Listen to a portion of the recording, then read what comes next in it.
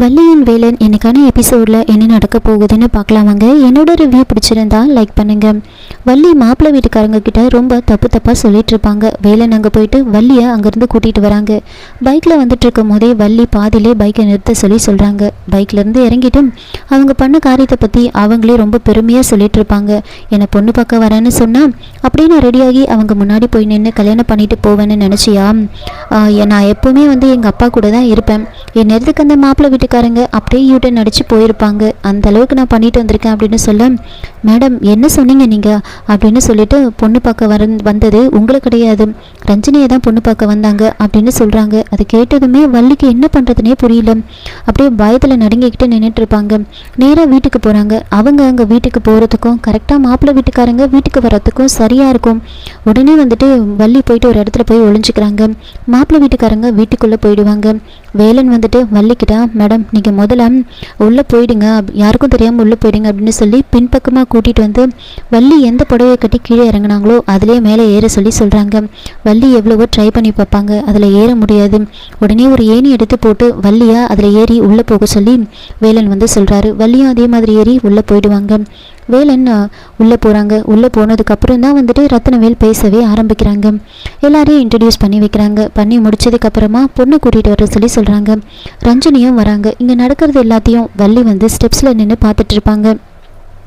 ரஞ்சினி வந்ததுக்கப்புறமா பொண்ணை பார்த்துட்டு மாப்பிள்ளை வீட்டுக்காரங்க அப்படியே வள்ளி சொன்னதெல்லாம் மனசில் வச்சுக்கிட்டு அப்படியே கேட்க ஆரம்பிக்கிறாங்க. உங்கள் பொண்ணு உண்மையாகவே படிச்சிருக்காளா அப்படின்னு கேட்டதுமே வேதநாயகிக்கு ஒரு மாதிரி இருக்கும். படிச்சிருக்கா, அவள் கெமிக்கல் இன்ஜினியரிங் முடிச்சிருக்கா அப்படின்னு சொல்கிறாங்க. அதுக்கப்புறமா மாப்பிள்ளையோட அம்மா பொண்ணுக்கு ஃப்ரெண்ட்ஸ் கூட வெளியிலலாம் போய் சுற்றுற பழக்கம்லாம் இருக்கா அப்படின்னு கேட்க, அதுக்கும் வேதநாயகி ரொம்ப பொறுமையாக பதில் சொல்கிறாங்க. அதெல்லாம் கிடையாது, அவள் காலையில் காலேஜுக்கு போனான்னா ஈவினிங் கரெக்டாக வீட்டுக்கு வந்துடுவாள். 5 மணிக்கு காலேஜ் முடிஞ்சால் 5:45க்கு வீட்டில் இருப்பான். வீட்டாளுங்க யாரும் இல்லாமல் அவள் வெளியிலலாம் எங்கேயும் போக மாட்டான் அப்படின்னு சொல்கிறாங்க. அப்போ மாப்பிள்ளையோட அப்பா பொண்ணுக்கு வேறு ஏதாவது பழக்கம் இருக்கா அப்படின்னு கேட்டதுமே ரத்னவேலுக்கு ரொம்ப கோவம் வந்துடும். என்னையா எந்திரிச்சு வெளியில் போகும்போதில்ல என் வீட்டுக்கே என் பொண்ணை பற்றி தப்பாக பேசுகிற நீ என்ன நினச்சிட்ருக்கா? எங்கள் வீட்டு பொண்ணை அசிங்கப்படுத்தி பேசுகிறிய நீ அப்படின்னு கோவப்படுறாங்க. அப்போது மாப்பிள்ளையோட அம்மா இல்லை, வர வழியில் உங்களை பற்றி ஒரு சில விஷயம்லாம் ஒரு பொண்ணு சொன்னிச்சு.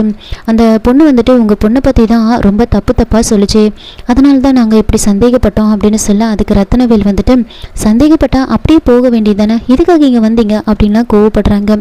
அப்போது வேதநாயகி தம்பி கொஞ்சம் பொறுமையாரு, இது நடக்கக்கூடாதுன்னு நினைக்கிறவங்க யாரோ தான் இதை பண்ணியிருக்காங்க.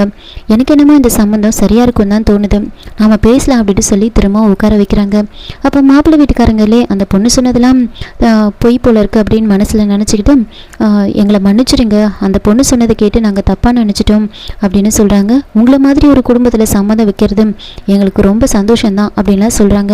அதுக்கப்புறம் பொண்ணுக்கு மாப்பிள்ளையை பிடிச்சிருக்கான்னு கேட்குறாங்க. ரத்னவேலும் எங்கள் பொண்ணுக்கு உங்கள் மாப்பிள்ளையே பிடிச்சிருக்கு, எங்கள் அக்காவுக்கும் பிடிச்சிருக்கு, அதனால தான் நான் இவ்வளோ பொறுமையாக பேசிகிட்டு இருக்கேன்.